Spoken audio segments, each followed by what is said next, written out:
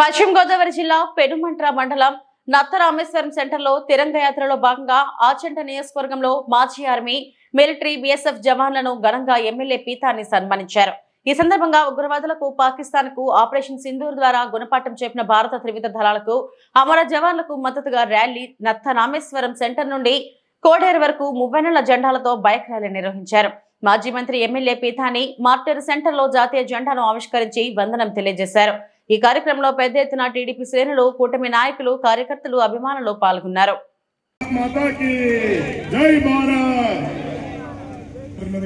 సన్మాన కార్యక్రమం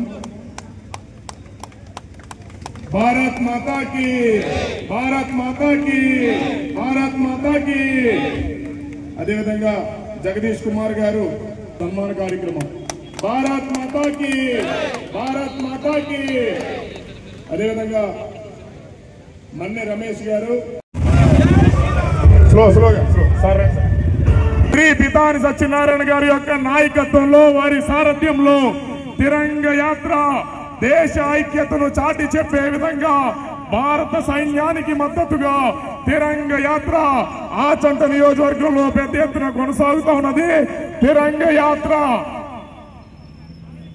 తీవ్రవాదుల యొక్క దమనకాడుతోటి జరిగిన హత్యా రాజకీయాలకి పాకిస్తాన్ యొక్క తీవ్రవాదుల అండదండతోటి, ప్రభుత్వం యొక్క అండదండతోటి జరిగిన యొక్క మారణ హోమం, హిందువుల మీద జరిగిన మారణ హోమాన్ని తీవ్రంగా ఖండిస్తూనే ఈనాడు భారతదేశం శాంతిని నెలకొల్పాలని చేసిన ప్రయత్నంలో పాకిస్తాన్ దేశం తీవ్రవాదులకు అండగా నిలిచిందని తెలిసిన తర్వాత తీవ్రవాదులకి దహన కార్యక్రమాలు కూడా ప్రభుత్వ అధికారులు కూడా పాల్గొనడం వల్ల దీనికి తీవ్రవాదుల యొక్క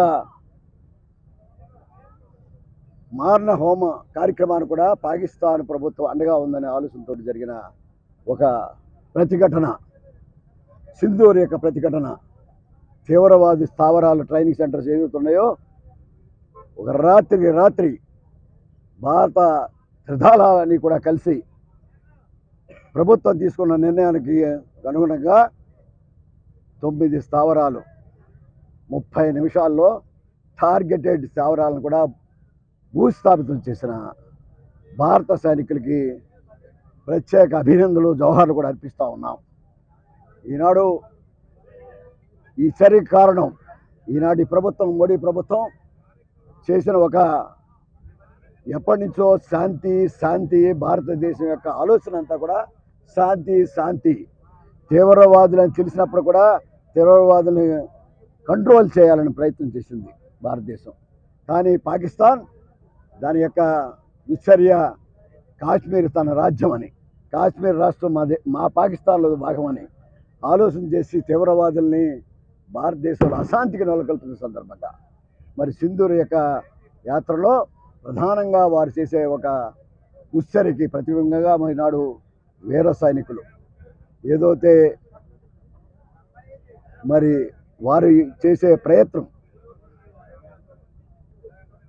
ఏదైతే రాడార్ను ఉపయోగించడం, ఆఖరికి విమానాలు ఉపయోగించడం, అవసరమైతే విమానాలు కూడా పౌరుల యొక్క విమానాలు కూడా అడ్డుపెట్టి యుద్ధం చేయడానికి ప్రయత్నించినప్పుడు చేసిన ప్రతిచర్యే ఈనాడు వారిలో ఉండే 3 స్థావరాలని, సైనిక విమాన స్థావరాలను కూడా కుప్పకూల్చింది భారతదేశ ప్రభుత్వం, భారతదేశ సైనికులు అని చెప్పి గర్వంగా చెప్తా ఉన్నాం.